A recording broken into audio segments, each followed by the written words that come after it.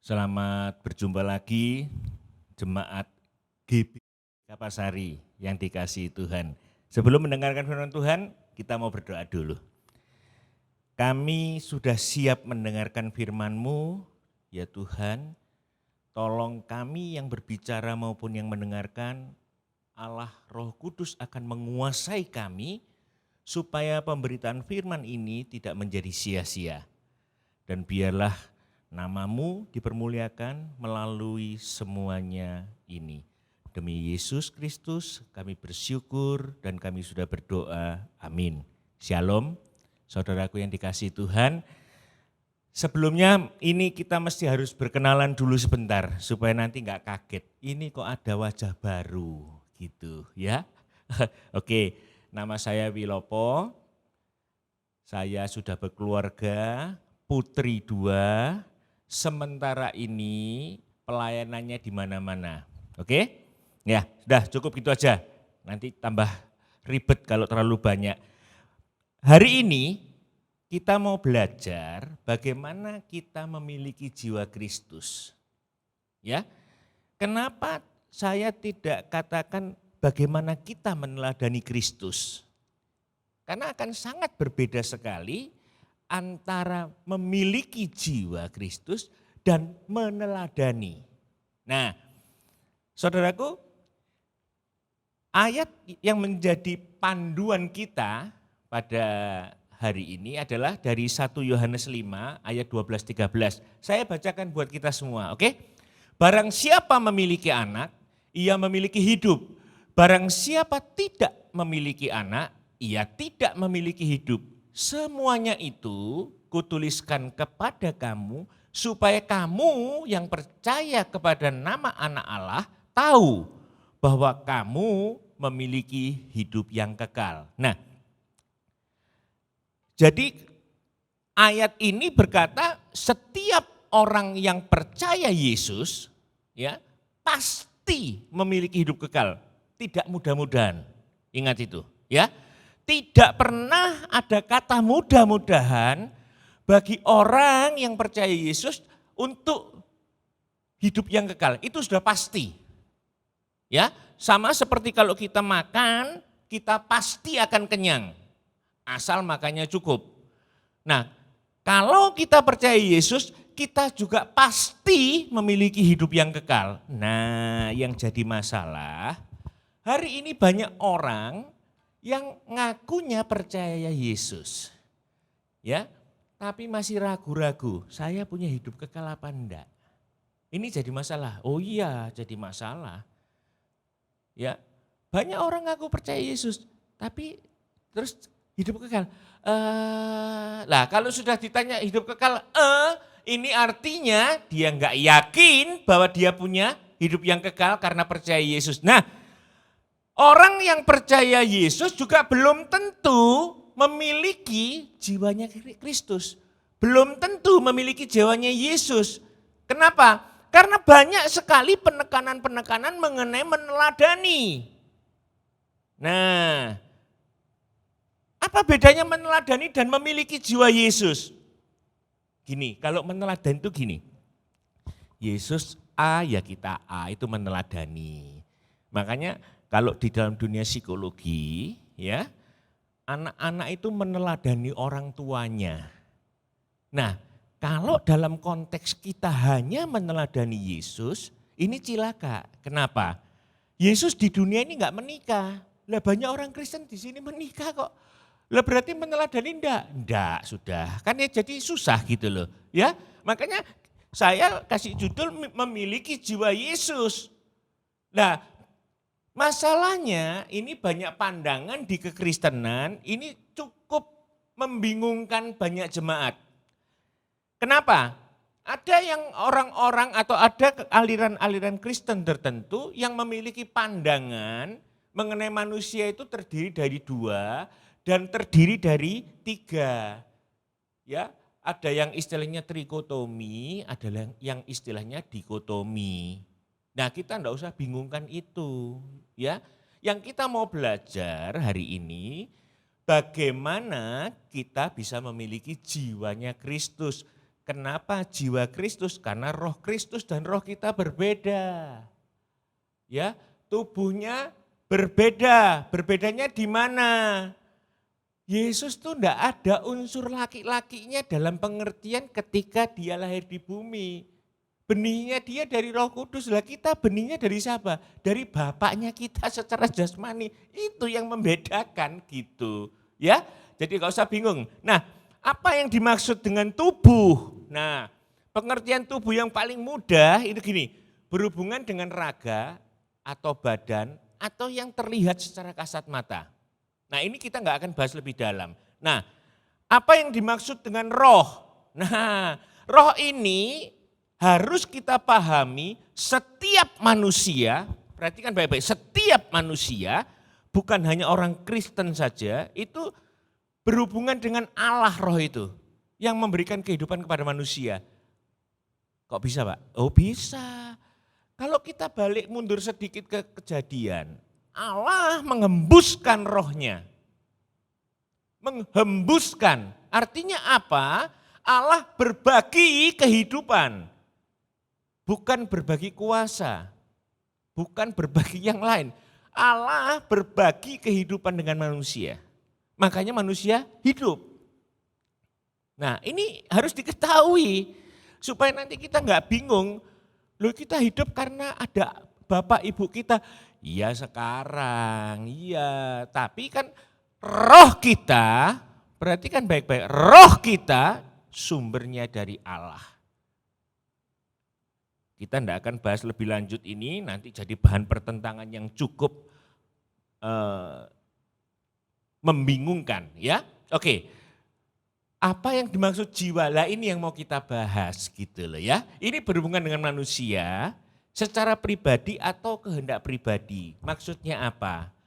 Ini jiwanya Yesus selama di dunia gitu loh maksudnya. Ya, jangan ngomong ini jiwanya Yesus waktu di sorga. Beda. Ini berhubungan itu.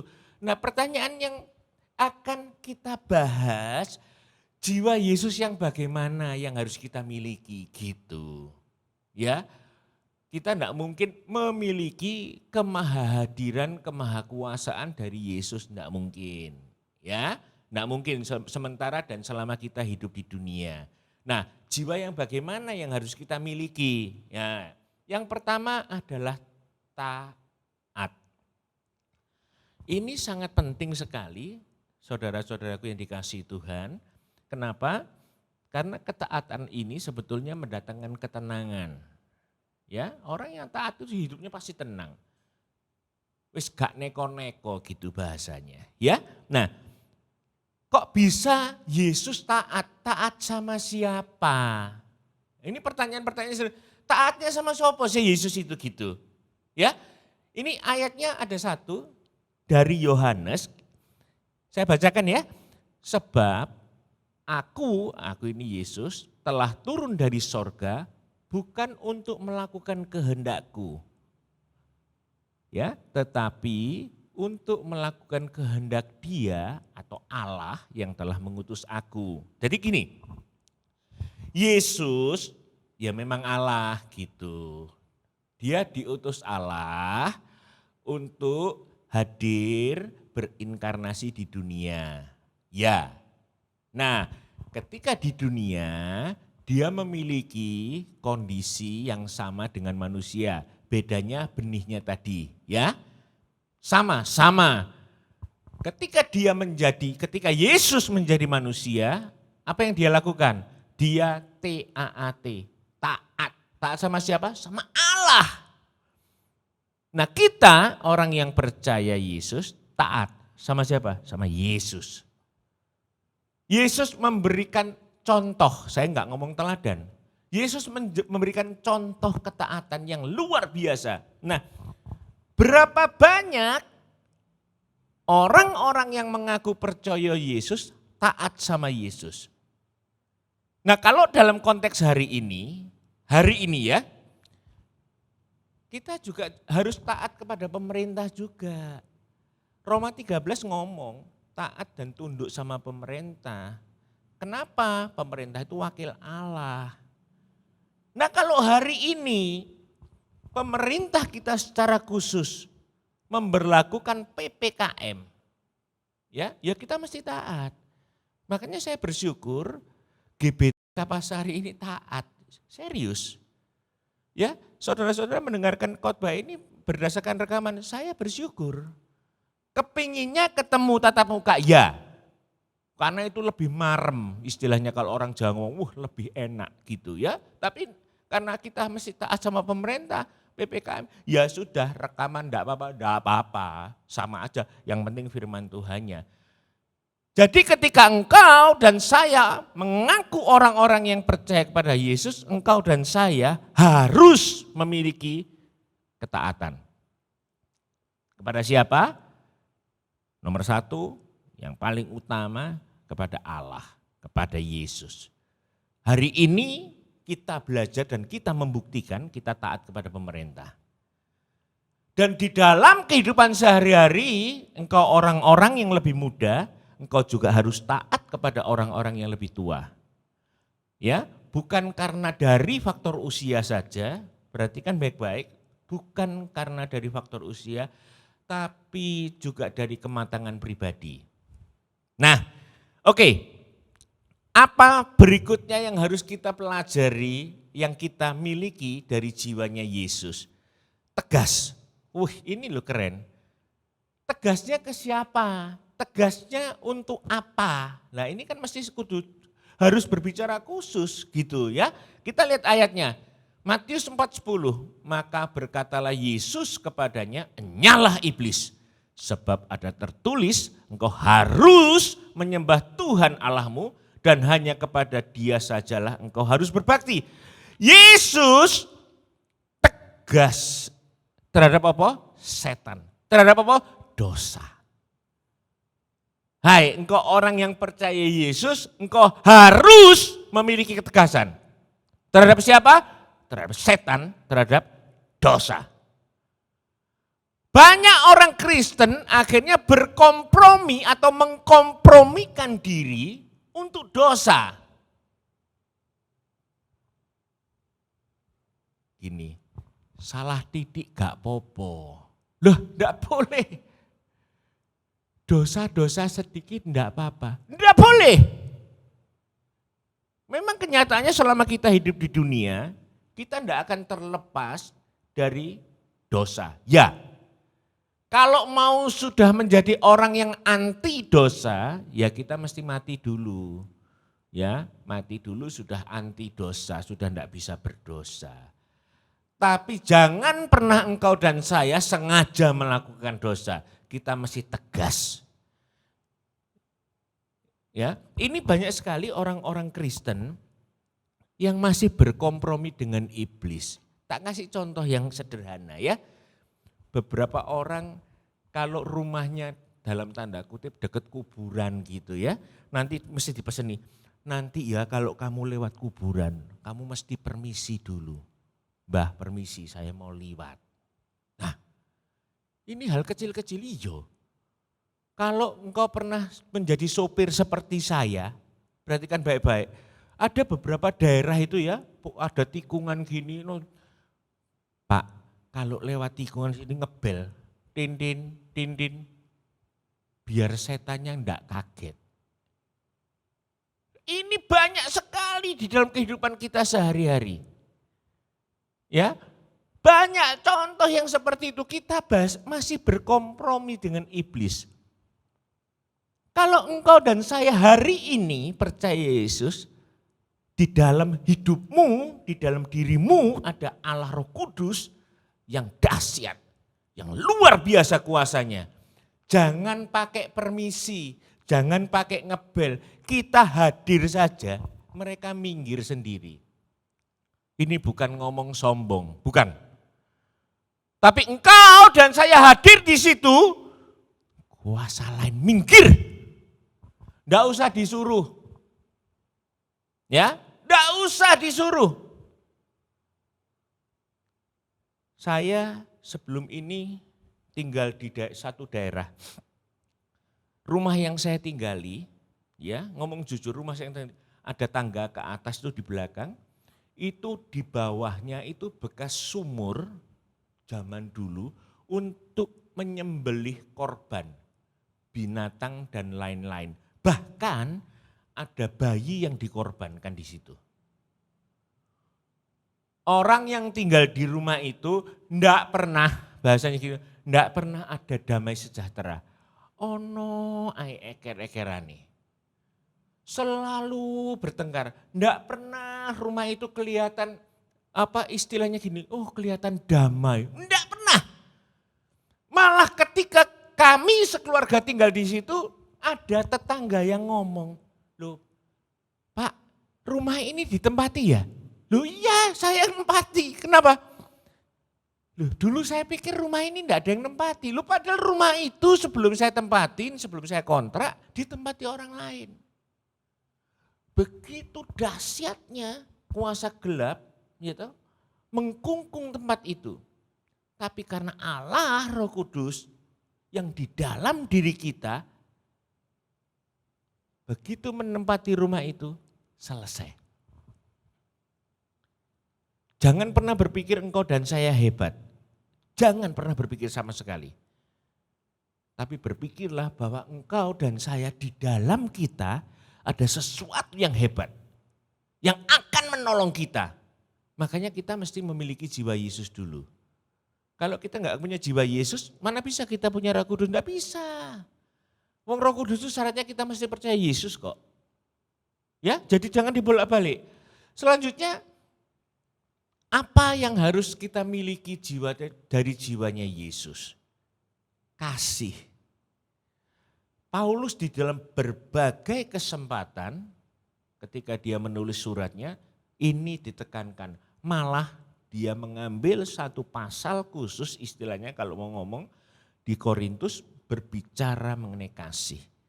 Nah tapi bagaimana kasih yang harus kita miliki dari jiwa Yesus? Enggak mungkin kita ngambil dari Korintus, ya kan? Nah kita lihat dari Markus 6 ayat 34. Ketika Yesus mendarat itu maksudnya dia habis berlayar melintasi Danau Galilea, ia melihat sejumlah besar orang banyak, maka tergeraklah hatinya oleh belas kasihan. Kepada siapa? Kepada mereka, ya, karena mereka seperti domba yang tidak mempunyai gembala. Kalau ngomong kasih ini saya agak repot, saya ngomong jujur. Ya, kenapa?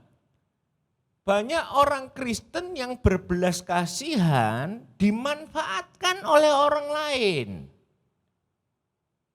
Ya, ini sedikit ya saya harus ngomong jujur memang repot. Tapi gini, kalau engkau memiliki jiwa Yesus, kalau engkau memiliki jiwa Kristus, belas kasihanmu itu akan berbeda. Ya, kasihanmu ini berbeda. Perhatikan itu ya, kalau engkau memiliki jiwa Yesus, engkau akan berbelas kasihan dengan cara yang berbeda. Berbedanya gimana? Motivasinya dan tujuannya salah satunya. Kalau jemaat di GBK Kapasari ini banyak yang jombloan dan jomblowati, hati-hati. Ya, waduh ini mendekati alasannya mengasihi. Mengasihi padahal kepingin gaet, ya kan beda. Mengasihi sambil ada motivasi, supaya jadi pacar saya, supaya jadi kekasih saya. Ya enggak salah, tapi jangan pakai istilah kasih, karena itu beda. Ya, Yesus enggak pernah mengasihi orang supaya orang itu jadi pacarnya Yesus, enggak pernah. Hati-hati. Makanya saya ngomong, kalau engkau dan saya memiliki jiwa Kristus, belas kasihan kita itu akan berbeda. Ya, berbeda di mana? Tujuan dan motivasinya. Nah, di halaman Facebooknya GBK saya lihat ada bakti sosial. Lah ini salah satu yang menunjukkan kita memiliki jiwa Kristus. Berbagi dengan sesama. Bedakan dengan kristenisasi, hati-hati. Ya, ini memang ya kita mau berbagi. Kenapa kita berbagi? Ya karena harus berbagi, bukan karena kita punya. Kalau kita berbagi karena kita punya, lah yang enggak punya gimana caranya berbagi? Banyak orang Kristen salah konsep ketika berbagi itu kita harus punya dulu. Enggak. Kalau engkau enggak punya harta, engkau masih punya tenaga, bagikan.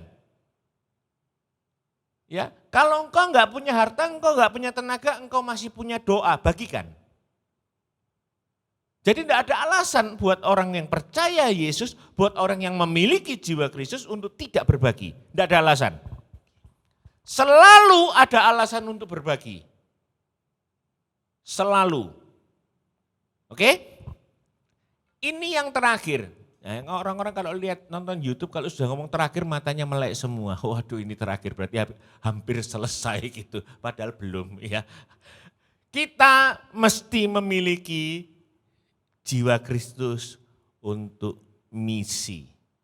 Maksudnya apa ini misi?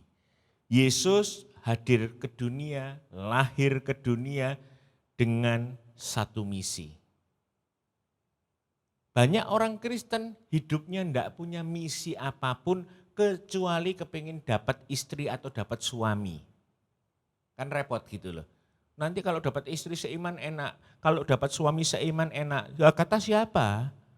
Yang pasti harus laki perempuan, bukan laki-laki, bukan perempuan-perempuan. Itu saja yang paling enak gitu. Ya. Nah, misi yang diemban Yesus diserahkan kepada kita. Apa itu? Ini misinya.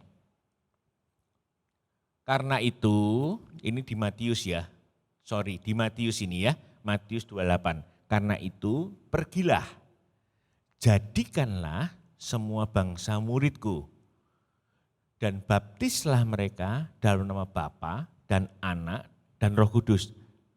Dan ajarlah mereka melakukan segala sesuatu yang telah kuperintahkan kepadamu.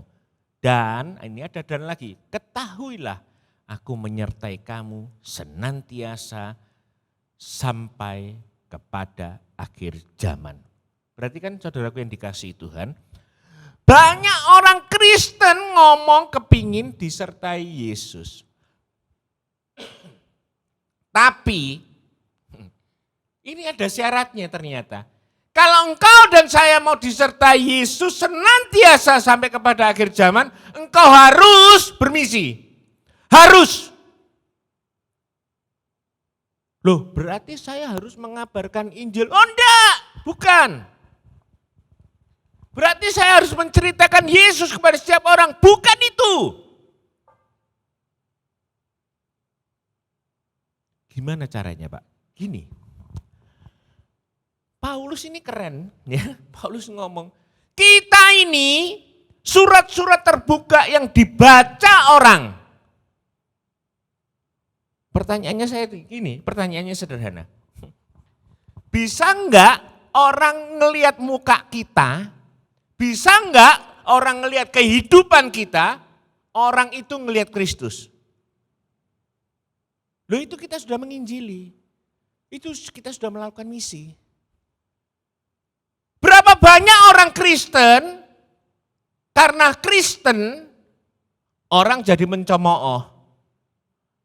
Ojo dadi wong Kristen, modele koyok ngono iku. Ojo dadi wong Kristen, tukang mbujuki wong. Ojo dadi wong Kristen, uripe gak karu-karuan. Ojo dadi wong, semua ngomong seperti itu. Engkau dan saya punya misi, kita ini jadi surat terbuka yang dibaca semua orang. Ini pemahaman misi yang saya tangkap yang berhubungan dengan penyertaan Kristus. Memang kalau punya kesempatan kita mesti memberitakan Yesus. Ya, kalau engkau dan saya tinggal di kota Surabaya, di kota besar kita agak sedikit bebas. Kalau engkau tinggal di daerah yang semuanya itu non-Kristen, gimana caranya engkau mau mengabarkan Yesus? Pasti engkau dibunuh, pasti engkau dikucilkan, pasti. Dari mana? Dari kehidupan kita. Ketika orang lain melihat, tuh, iki wong Kristen kok beda ya hidupnya ya. Mereka mulai tanya, dan itu pasti. Saya sering mengalami seperti itu. Saya nggak akan ceritakan profesi yang selain ini gitu ya. Tapi orang mesti tanya, Pak, Bapak ini punya pegangan apa? Duh, pegangan saya ya banyak Pak. Saya ya megang apa, megang sendok, kalau makan ya megang apa gitu. Ya kalau sekarang megang mic gitu. Ya, loh enggak Pak. Maksudnya Bapak ini mesti punya sesuatu. Loh ya pasti punya sesuatu. Loh maksud tak tunjukin ke kamu sesuatunya gitu. Loh dia aja bingung. Gini loh Pak, kalau orang Jawa itu ngomong Bapak punya pegangan kok keris gitu loh. Wah saya enggak punya itu. Saya cuma percaya Yesus tok. Tahu saudaraku dia ngomong apa? Orang yang nongkrong, gak mungkin Pak. Oh, gak mungkin. Saya ngelihat banyak orang Kristen, loh gak enak tau sudah ngomong gitu. Saya ngelihat banyak orang Kristen seperti itu semua Pak. Paling enggak loh Pak, dia ngomong paling enggak. Dia punya sesuatu sing taruh di dompet.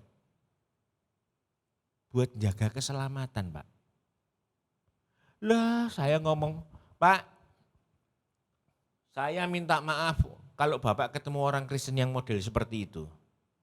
Ya, saya ngomong jujur, saya minta maaf kalau Bapak ketemu, itu bukan orang Kristen Pak, ngakunya Kristen, ya.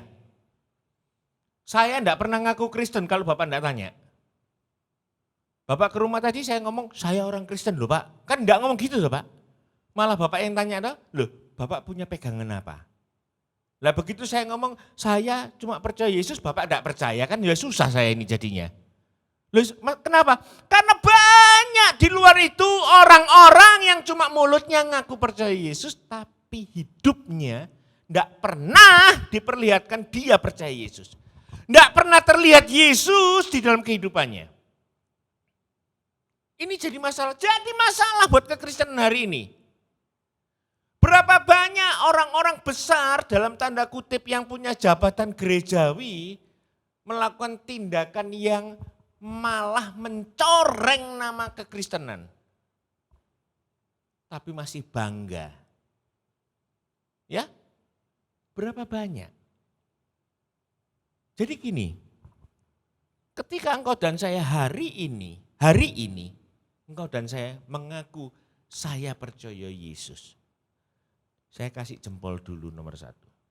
Tapi perhatikan, apakah kehidupanmu dan kehidupanku, kita ini memiliki jiwanya Kristus. Nah, jiwa Kristus yang bagaimana sih yang harus kita miliki? Yang tadi kita lihat. Pertama, kita mesti taat. Ya, taat, tidak boleh tidak taat. Taat kepada siapa? Taat kepada Tuhan, taat kepada pemerintah, taat kepada orang tua. Oke? Yang kedua, kita mesti tegas. Tegasnya bagaimana? Tegas terhadap setan, tegas terhadap dosa. Tidak punya pilihan. Ya, harus tegas. Tidak boleh kita sedikit pun melakukan kompromi. Yang ketiga, kita memiliki kasih. Kita berbelas kasihan kepada sesama kita. Yang terakhir, kita harus memiliki jiwa misi. Jiwa misi itu bukan berarti harus pergi, keluar. Tidak perlu. Tapi di mana orang melihat hidupmu, orang itu melihat Kristus. Dan ketika engkau sudah melakukan ini, percaya satu hal. Engkau disertai, engkau dan saya akan disertai Yesus senantiasa. Kok bisa senantiasa? Iya janjinya, senantiasa. Sampai kapan? Sampai akhir zaman, sampai kita menutup mata. Mari jemaat Kapasari yang dikasihi Kristus, 4 hal jiwa Kristus ini yang harus kita miliki supaya orang lain, supaya engkau dan saya membuktikan dan mencerminkan bahwa kita ini orang-orang yang percaya kepada Yesus. Supaya orang lain ketika melihat hidupmu dan hidupku, mereka juga ingin percaya kepada Yesus. Kita berdoa. Terima kasih Allah Roh Kudus, Engkau sudah mengajari kami hari ini untuk memiliki jiwa Kristus, yaitu taat, tegas, kasih, dan memiliki jiwa misi. Ajar jemaat GBK Pasari ini dan siapapun yang mendengarkan firman Tuhan ini untuk memiliki keempat hal ini di dalam kehidupan sehari lepas sehari. Supaya ketika orang lain melihat kehidupan kami, mereka melihat Kristus yang ada di dalam hidup kami. Beri kekuatan kepada setiap kami ya Allah Roh Kudus untuk taat melakukan firman Tuhan. Demi Kristus Yesus kami mengucap syukur dan kami sudah berdoa. Amin. Terima kasih, Tuhan berkati.